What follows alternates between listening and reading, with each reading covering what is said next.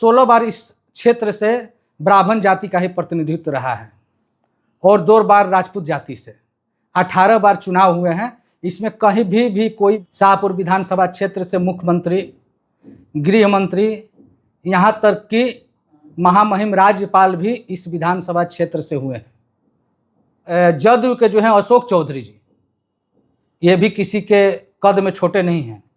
आप लोग देखते होंगे कि अपने बेटी को लोजपा से ले जाकर के संसद बना दिए।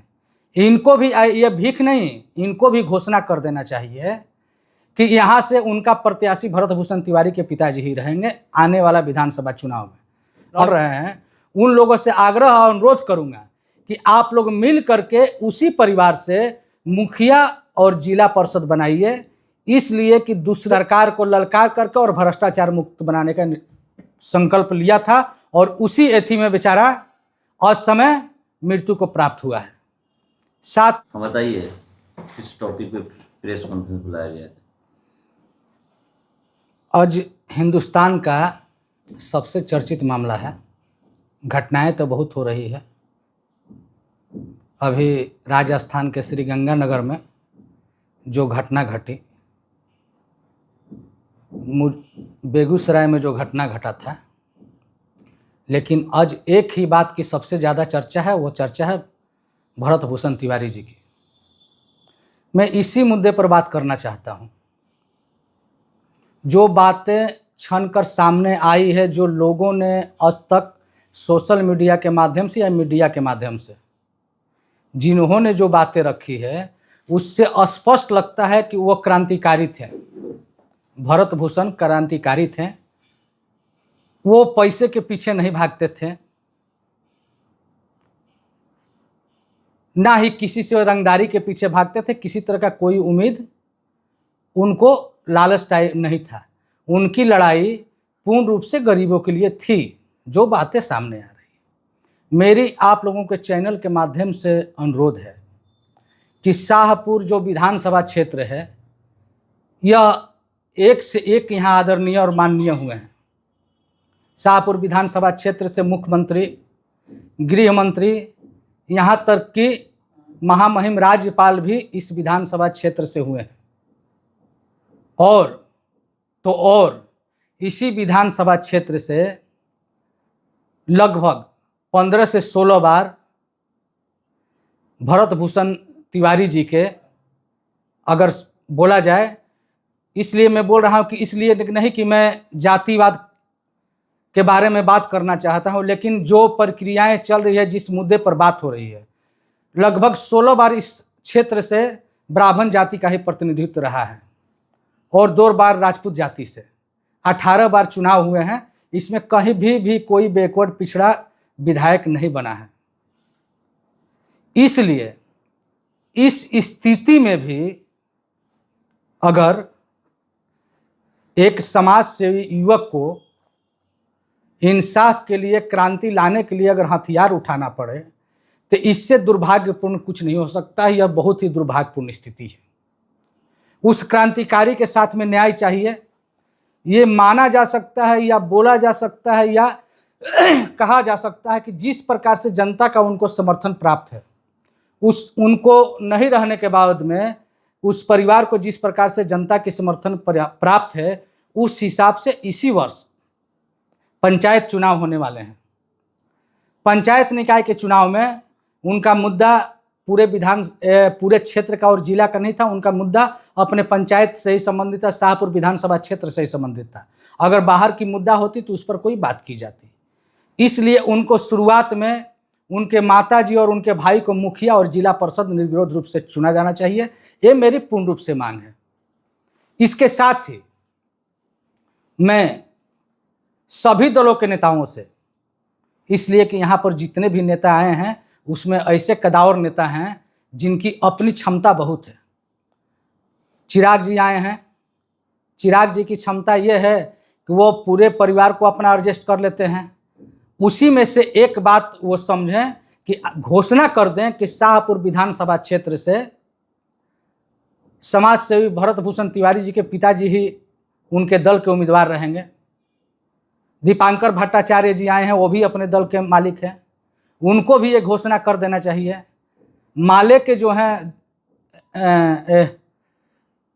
जदयू के जो हैं अशोक चौधरी जी, ये भी किसी के कद में छोटे नहीं हैं। आप लोग देखते होंगे कि अपने बेटी को लोजपा से ले जाकर के संसद बना दिए। इनको भी ये भीख नहीं, इनको भी घोषणा कर देना चाहिए कि यहाँ से उनका प्रत्याशी भरत भूषण तिवारी के पिताजी ही रहेंगे आने वाला विधानसभा चुनाव में। अभी विधानसभा चुनाव है नहीं, लेकिन इन लोगों को अभी से ही घोषणा करना चाहिए।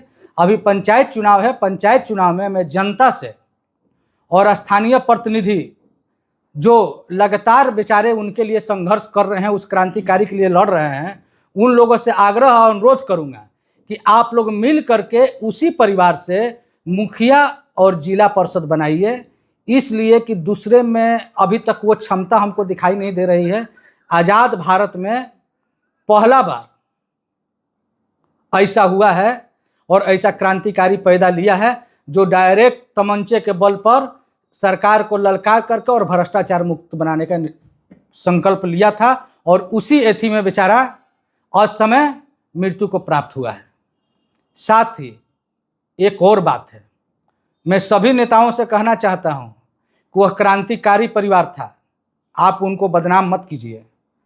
आप कोरोना के समय में या किसी पीड़ित के समय में जिस तरह एक केला दे करके फ़ोटो खिंचाते हैं, वो फ़ोटो खिंचाना आप लोग बंद कीजिए।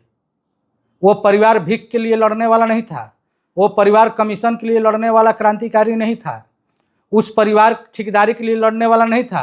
वो भरत भूषण तिवारी क्रांति लाने वाला था, भ्रष्टाचार के खिलाफ था। अगर आप लोग को अगर भीख अगर सहयोग देना ही है तो भीख सहयोग जा करके राजगीर में उसको दीजिए जो पासवान के लड़के 2 ठो मारे गए हैं। आपको भीख देना ही है तो बेगूसराय जाइए, जहाँ पर एक बहुत ही गलत तरीका से एक महिला के साथ में कार्य किया गया और उसको बोला भी नहीं जा सकता है टीवी और चैनल पर, इस तरह से उसके साथ घटना की गई। नौबतपुर में देखिए, वहाँ पर भी सामूहिक कार्य हुआ, वहाँ जाकर के सहयोग दीजिए। और इतना ही आप लोगों को भीख देने का शौक है तो आप लोग राजस्थान में चले जाइए। एक अनाथ बच्ची है जिसका कोई नहीं है, 32 लोगों ने उसके साथ में सामूहिक गलत काम किया है, और उन लोगों का किसी का ना इनकाउंटर हो रहा है, ना उन लोगों की पर वैसा कोई कार्रवाई दिख रहा है। उन लोग वहाँ पर आप लोग जाइए। यह क्रांतिकारी परिवार है, क्रांतिकारी परिवार को आप आगे लाइए और शाहपुर विधान अभी पंचायत का नेतृत्व दीजिए, आने वाला समय में शाहपुर विधानसभा क्षेत्र का नेतृत्व दीजिए, ताकि भ्रष्टाचार मुक्त यह हमारा विधानसभा क्षेत्र बन सके। तो आप मानते हैं कि भ्रष्टाचार है बिहार में? बिहार की हम बात नहीं जानते। अभी हम क्या बोले कि जो लड़ाई चल रही थी वो लड़ाई शाहपुर विधानसभा क्षेत्र से शुरू हुई है। मामला जवैनिया गांव का है, मामला 1400 करोड़ का है। घपला घोटाला शाहपुर में हो रहा था, उसमें वहाँ के पंचायत के मुखिया शामिल हो सकते हैं, जिला परिषद शामिल हो सकते हैं, विधायक शामिल हो सकते हैं। उस युवक ने जो भी बात उठाया, उस क्रांतिकारी ने जो भी बात उठाया, शाहपुर विधानसभा क्षेत्र के अंतर्गत है। जहाँ से अंतर्गत है जो उन्होंने आवाज़ उठाया है, उसी आवाज़ को मैं आगे ले जाने के लिए उनके परिवार को आगे लाना चाहता हूँ। तो इसका मतलब मानते हैं, आप जेडीयू नेता हैं, मानते हैं कि आपके सरकार में शाहपुर विधानसभा में भ्रष्टाचार है? अभी मैंने क्या कहा, इसी क्षेत्र से मुख्यमंत्री थे वो कांग्रेस के थे, राज्यपाल जो बने वो भी कांग्रेस के थे, ठीक है। निर्दलीय भी यहाँ से चुनाव जीते हैं। वैसे लोगों को रहते हुए जब हथियार उठाना पड़ा तो यहाँ दल की बात कहाँ रह गई? वैसे लोग थे और वो भ्रष्टाचार मुक्त शाहपुर। तो किसी दल के नहीं थे, हथियार उठाए नहीं, वो दल के थे। उनके द्वारा कहा गया है कि मैं भारतीय जनता पार्टी का हूँ। नेता नहीं थे ना वो हम बात के बीजेपी ऐसे तो सपोर्ट सहयोग हर कोई करता है कि हम इस दल के हैं, हम इस दल के हैं। आप तो नेता हैं जेडीयू के, आपको सदस्यता दिलाई गई है, आप पद पे हैं, तो आप मानते हैं पद पे रहते हुए कि शाहपुर विधानसभा में भ्रष्टाचार है वर्तमान में? हमारे नेता अशोक चौधरी ने स्पष्ट रूप से कहा, मैं नहीं कह रहा हूं, हमारे नेता अशोक चौधरी ने स्पष्ट रूप से इस बात को माना है कि वो जो पिस्टल था वो नकली पिस्टल था। एसडीएम जगदीशपुर के वहां रह करके इनकाउंटर कराए हैं, उसकी जांच की मांग किए हैं। अब तो यहाँ सवाल हमसे आप मत कीजिए, सवाल ये अब अशोक चौधरी पर प्रेस कॉन्फ्रेंस आप कर रहे हैं, सवाल तो आपसे होगा ना। तो अब हम बता रहे हैं कि अशोक चौधरी जब इस बात को मान रहे हैं तो मेरा मानना है कि अशोक चौधरी लगे हाथ घोषणा भी कर दें, या तो अगर ये लोग गलत किए हैं तो सब लोग जेल के अंदर जाएं। अगर अशोक चौधरी अगर उनको जेल के अंदर नहीं भिजवा सकते हैं तो इस सरकार में उनको बने रहने का कोई अधिकार नहीं है। हम लोगों को भी उनके चलते बदनामी होगी।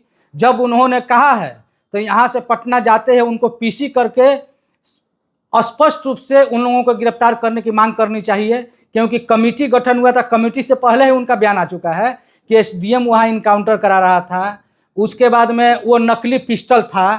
तो जब अशोक चौधरी जी सब कुछ जानते हैं, हमारे नेता हैं, तो उनको तो हमको मानना ही पड़ेगा। हम जाएंगे कहाँ जब तक वो दल में हमारे नेता वो हैं। अब दल को निर्णय लेना है कि अगर वो सही हैं तो या तो आप समर्थन वापस लीजिए, अगर वो गलत हैं तो वो मंत्रिमंडल से इस्तीफा दें। निर्णय तो एक निर्णय पर रहना पड़ेगा ना। मैं तो ये मान लिया कि जनता का जिस प्रकार से वहाँ समर्थन प्राप्त हो रहा है, जिस प्रकार से बेलौटी गांव में भीड़ उनके दरवाजे पर लग रही है, वो निश्चित तौर से बहुत बड़े क्रांतिकारी थे।